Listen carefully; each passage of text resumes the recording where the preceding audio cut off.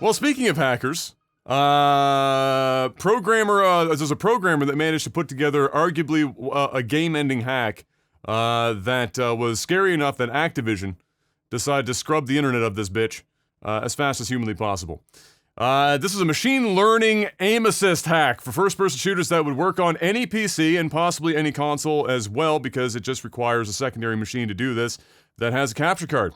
And a piece of input hardware that I think was like a $100 piece of equipment that basically you plug in like any other USB device, more or less, and it registers in Windows as an HID, which is like a human input device or human interface device. And so, as far as the game is concerned, it won't ever be able to register that there is a hack going on. It's just there's another input on your PC that's doing all the movement for you. So basically, you plug your gaming PC into a capture card. The capture card is getting all of that video feed. The video feed is being run through the machine learning software. The machine learning software learns how to aim, how fast, when to shoot, etc., from that feed. And then it sends those inputs back through the device that you hooked into your gaming PC, and it's basically doing all the work as if you were moving your mouse on your own. And so it registers as no different than a regular mouse being plugged into your computer, while also being a machine literally playing for you. So before, this was like in a traditional hack, you're running software that uses the game in some way, shape, or form itself to produce the logic for snap targeting, seeing through walls, etc. This isn't doing any of that. This is literally just feeding imagery to artificial intelligence because we have the computational power to do that now, and then it learns on the fly. And you can even tune it to be stronger or weaker. So if you wanted to just use it as as more of an aim assist and less of a just killing machine, you could technically do that. Or you could just turn it all the way up, and that shit will be a fucking absolute animal, with you just running around the map and it fucking dumpstering everyone. This was available on a Discord for a time, where the creator said that he didn't expect this to be used as like a cheat, which when he was developing it, which that is hilarious to me, because of course he did. What other fucking reason were you building this for? And then charging, I think it was like he was charging like $50 or something to have access to the software. Only estimated, because you could tell for a time via the Discord server, there's only a couple hundred copies of this floating around right now, because it only took a few days before Activision caught wind of it and then nuked the internet from orbit and wiped that shit as clean as humanly possible. Of course, not removing the local copies off of, because they could never fucking figure out who the hell had them. They just know that there's only a handful of them in the grand scheme of things, and now it seems like more of a race against the clock to come up with how the fuck do you stop this? Because the problem is, there's no traditional anti-cheat software that exists right now that can catch it, because it's just registering as an HID device. It's not registering as any software. Nothing's running. It's like a mouse is plugged into your computer. It can't. There's no anti-cheat, no Ring Zero Valorant fuckery that can pick this up. So, the only thing that's being theorized right now is, coincidentally, it would require another artificial intelligence-based anti-cheat to be running on your computer, which, by the way, I'm not even sure how, without using, like, maybe cloud-based shit, how they could do that without it just crippling your performance. That would run in the games and then analyze the movements of all the players, looking for the kind of digital fingerprints of the difference between how a player moves with a mouse or a controller, and then how this artificial intelligence trained bot moves the reticle, etc., on its own based on those inputs.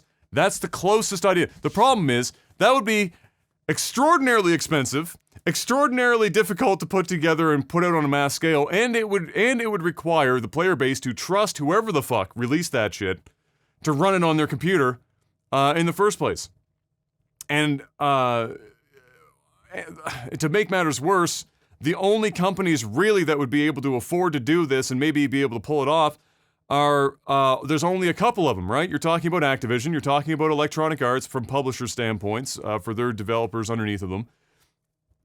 Like, if this was like a shooter that came out and it's like a mid-tier developer, they're not going to be able to combat something like that.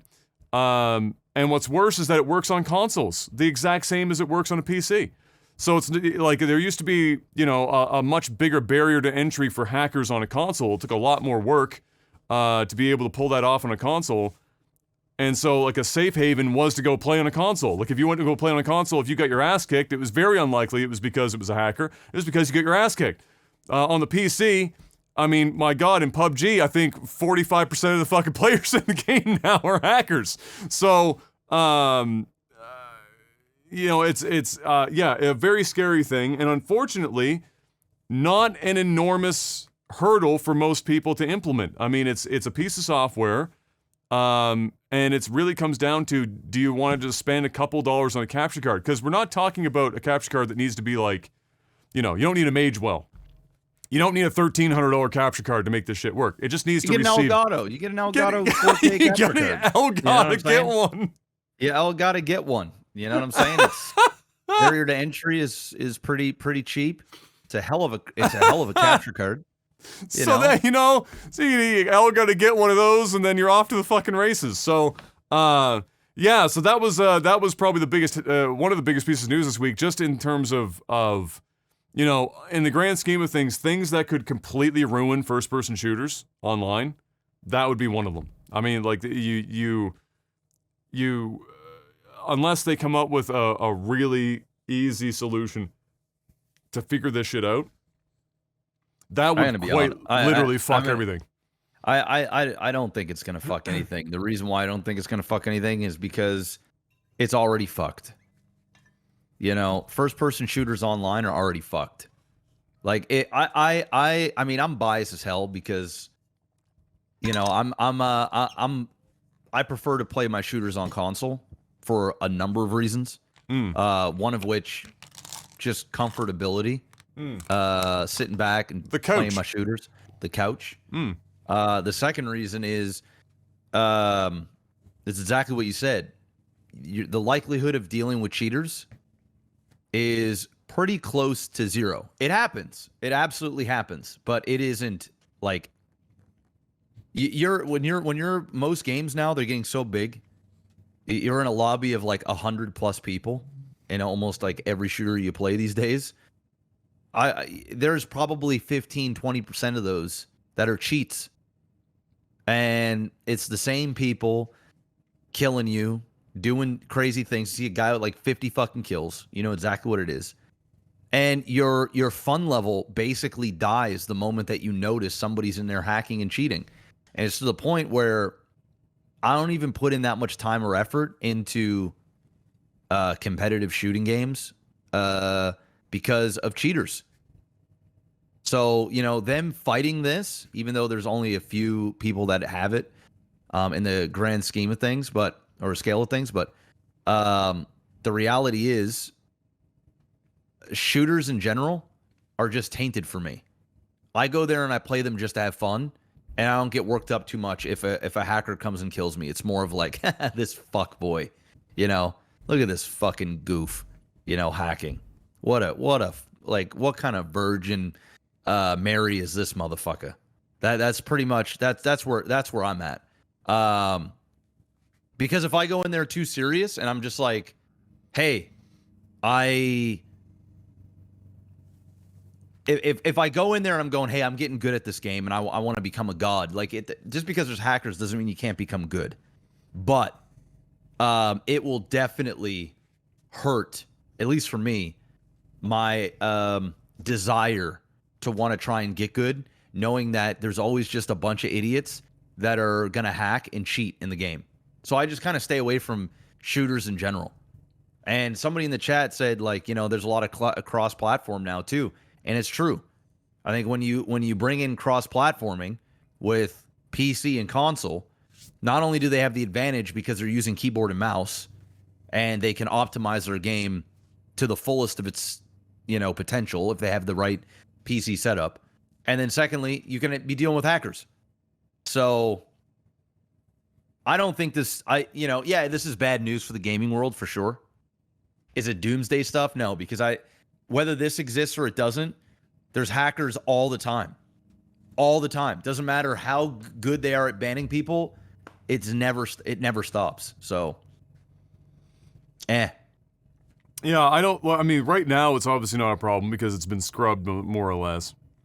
But the fact that this is known to be a thing that works and has now gotten this much publicity means that it's, like right now, I think it's a guarantee that more than a handful of people are now working on replicating this exact system for distribution.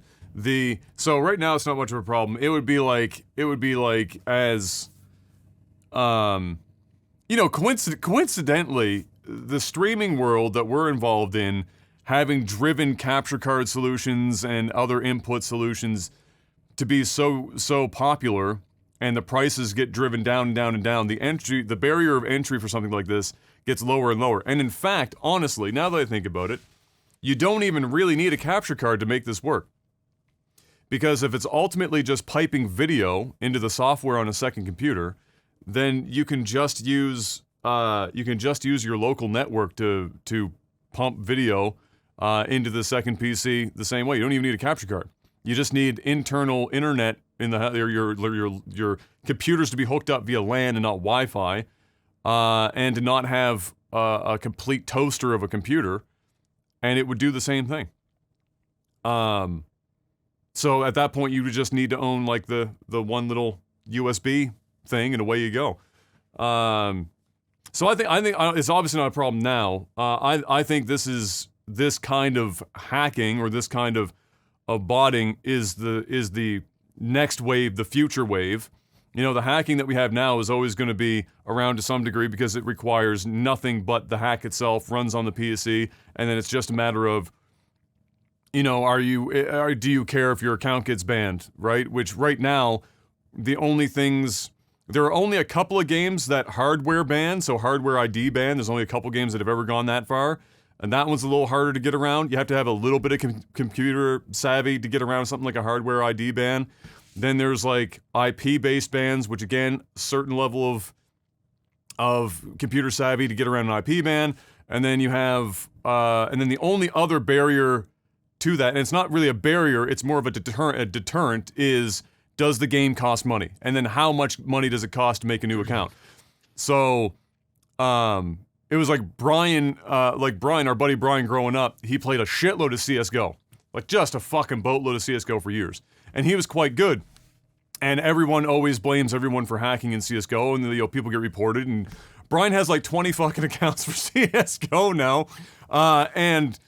But eventually he was like, you know what, I gotta fucking stop, because even if you're buying the game on sale, you're like buying up keys and like storing them somewhere waiting for the day that you get banned. Eventually it's just like, Jesus Christ, I don't want to spend more money on this game, and start all over. So like that's the only real options. And then you have to also look at it from the perspective of the publishers and developers, where their value judgment call here is, how many hackers are present? How much of an impact is it having on our sales? And if they run some numbers and they say, you know what, everyone's bitching, but they're still playing our game despite the fact that 50% of the lobby is hackers. Fuck it. Why are we putting any more effort into this than we need to? Hack away. So they'll just and they'll do what Activision does with Warzone. They'll come out. Yep. They'll say, hey guys, latest ban wave. We did it.